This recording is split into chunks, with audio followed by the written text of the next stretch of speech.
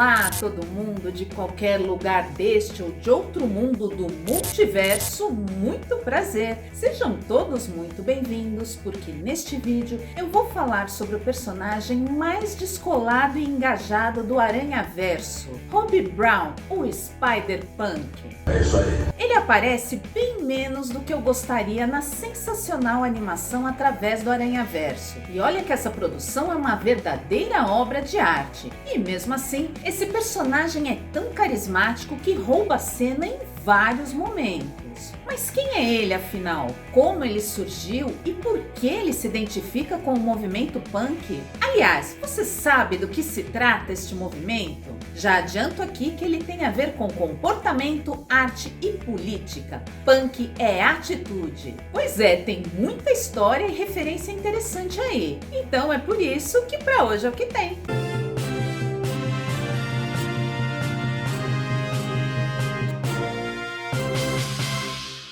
Homem-Aranha é um dos heróis mais carismáticos do imaginário popular. Pode até não ser o seu preferido entre tantos outros, mas não dá pra negar isso, né? Eu amo vocês. Obrigado. Ele é muito gente como a gente exatamente por não ser perfeito, ter dúvidas e enfrentar problemas pessoais comuns como qualquer um de nós.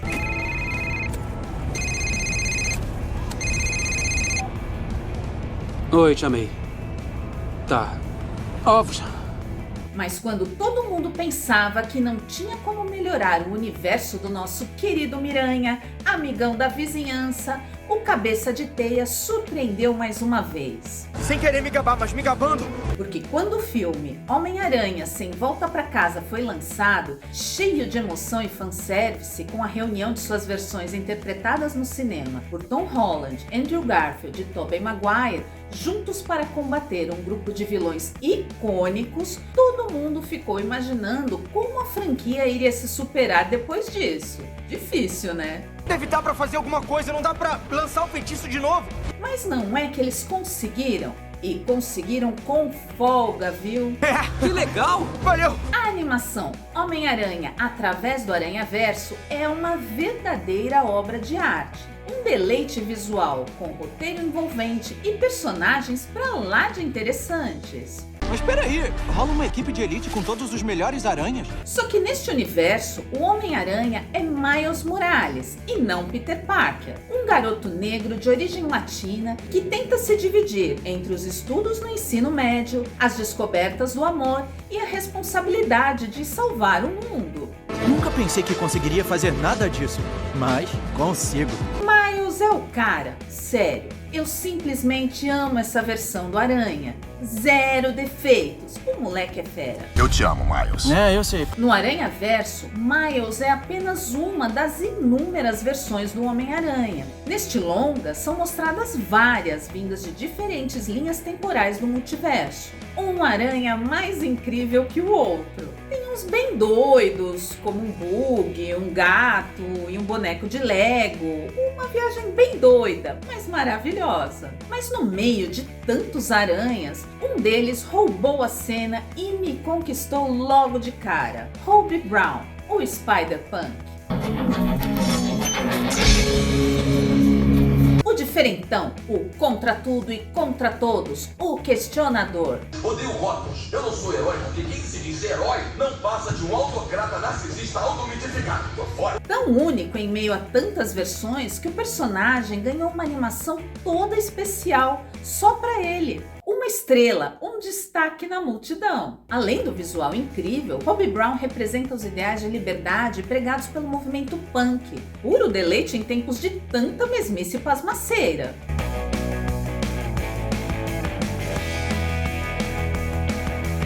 Mas você sabe como surgiu o movimento punk e por que ele se tornou uma referência tão importante na cultura e na arte? É uma boa pergunta.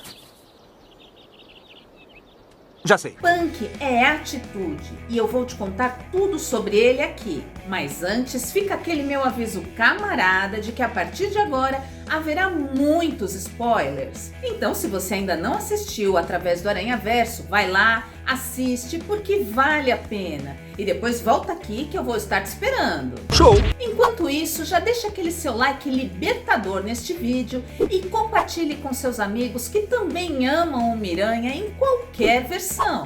E se inscreva no canal para que ele possa crescer e mais pessoas de outros lugares do multiverso entrem nesta conversa. Você já imaginou um Homem-Aranha que veste um colete jeans surrado, tênis All-Star e um moicano de Spike sobre a tradicional máscara do herói? Isso é impossível. Um aranha que, além de lançar teias, empunha uma guitarra elétrica contra os vilões?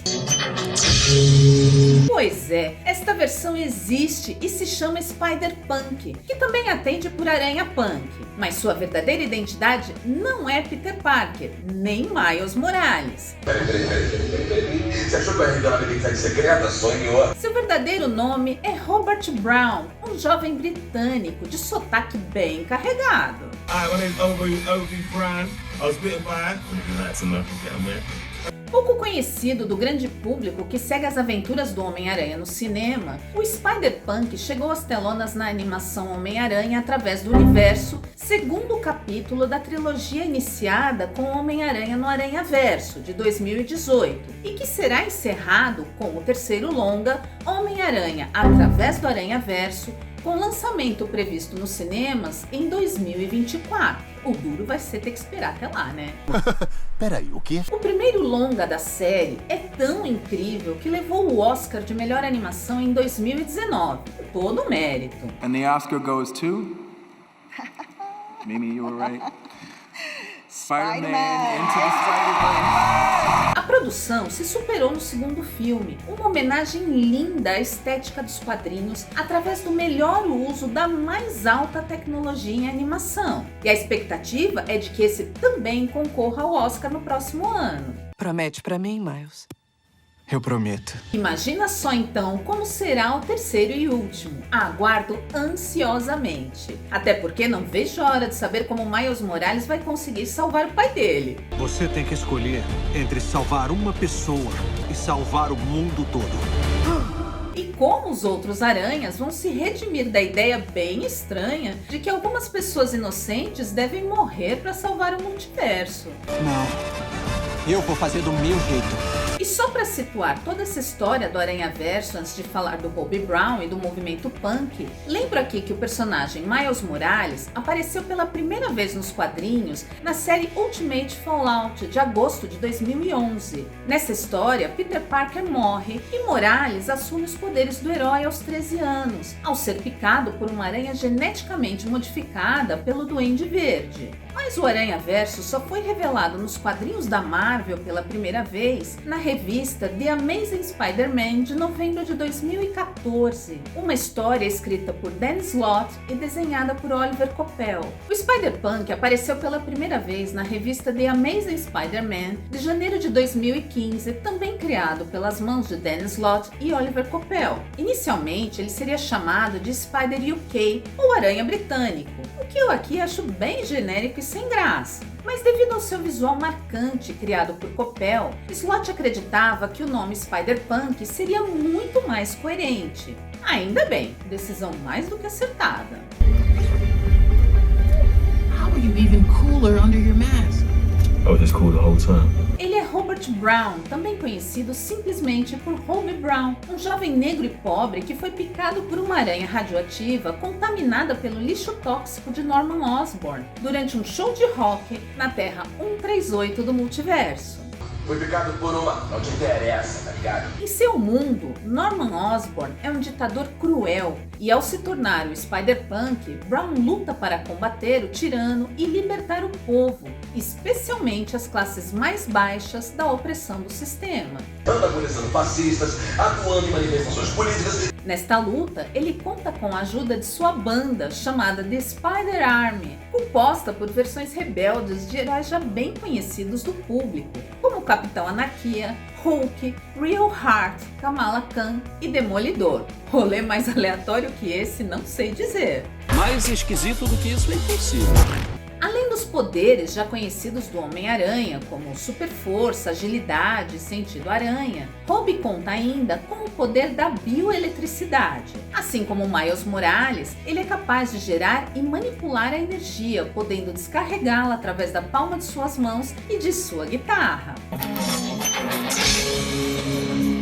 Mas o Spider-Punk não é só mais um personagem de visual descolado, não. Ele representa os ideais do punk, como a liberdade, a rebeldia e a contestação. Odeio as banhas, odeio as tardes, odeio rótulos. Ele é um herói que não se conforma com as injustiças do sistema e usa sua música e sua coragem para inspirar as pessoas a lutarem por seus direitos. Como um jovem negro e pobre, ele também representa a diversidade e a necessidade de inclusão e igualdade social. Sua própria existência já é um ato político. Ele representa consciência, mas sem chatice. O Spider-Punk é divertido e charmoso, um exemplo perfeito de como a cultura pop pode sim misturar política e arte, de uma maneira criativa e leve. E curto tomar um gelo no pub com a galera. E este personagem tão forte não poderia carregar uma bandeira mais interessante e apropriada do que a do movimento punk. Assim como ele, Hobie é provocador, rebelde e transgressor. Mas onde, como e por que surgiu este movimento?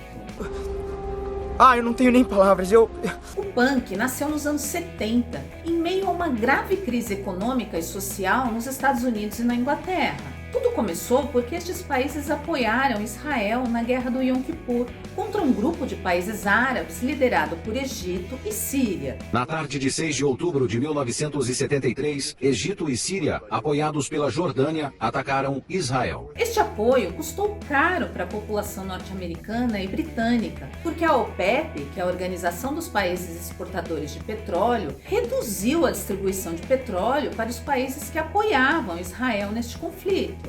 A Guerra do Yom Kippur era local, mas provocou a maior agitação da história do petróleo.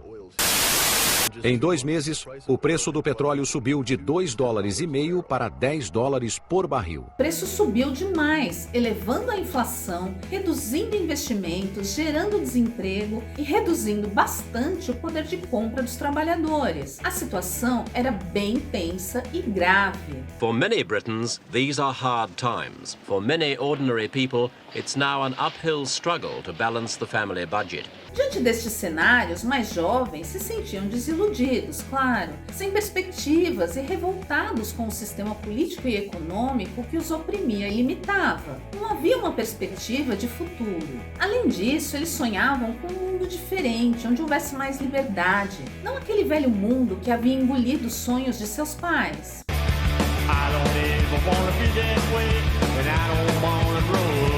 Eles se sentiam impotentes diante do poder do sistema. Daí a revolta, a necessidade de fazer barulho na tentativa de ser ouvido e de chocar para ser visto.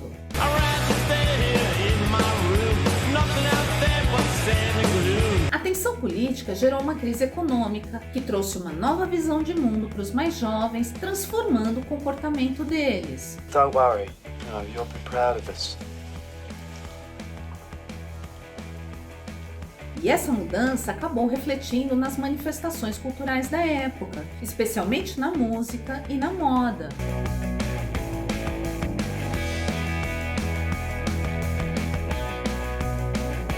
Essas manifestações culturais, surgidas a partir de grupos socialmente excluídos que se sentiam marginalizados, foram a semente do movimento punk. Aliás, a palavra punk foi associada a ele de maneira pejorativa e ofensiva, porque originalmente a palavra inglesa punk era usada para se referir a, como se dizia na época, jovens que não tinham nenhum compromisso com a vida. Ou seja, aos olhos daquela sociedade falida, mas ainda presa a velhos conceitos e tradições, os punks eram os vagabundos.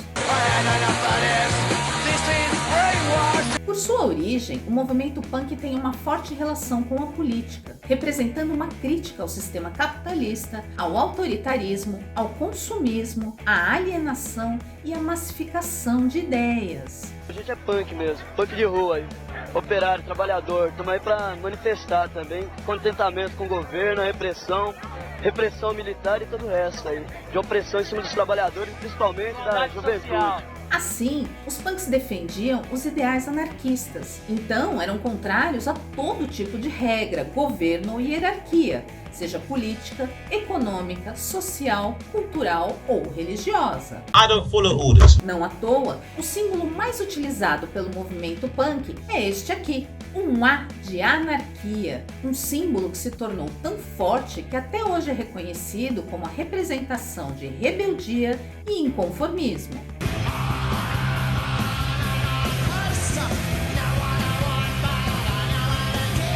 Musicalmente, o movimento punk ganhou força em 1974 nos Estados Unidos. Um dos núcleos mais conhecidos desta cultura era o clube Country Bluegrass and Blues, o famoso CBGB de Nova York, que hoje é considerado o berço do punk rock, por ter dado palco a bandas como Misfits, The Cramps e Ramones, que eu adoro, como todo mundo pode notar. Na Inglaterra, bandas como Sex Pistols, The Clash, Silks and the Benchies e Joy Division dominavam a cena punk da época.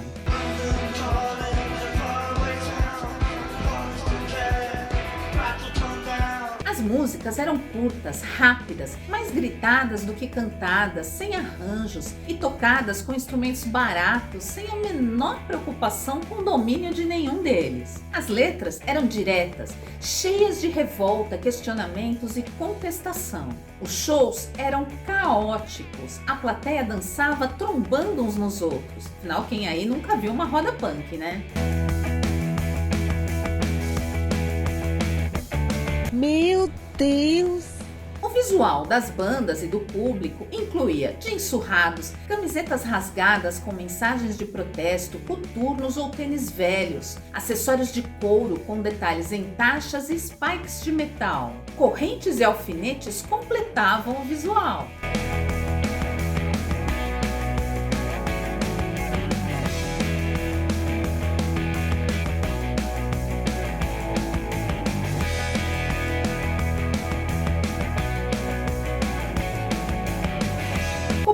Afronta a moda tradicional, eles também customizavam suas roupas com patches, bottoms e pinturas feitas à mão. Na pele, muitas tatuagens, o que na época não era nada cool. Pelo contrário, era associado a marginais, vagabundos e foras da lei. Os cabelos não seguiam padrões. Eram desgrenhados ou, quando muito, penteados em um ousado moicano com as laterais da cabeça raspadas. Aliás, um clássico punk.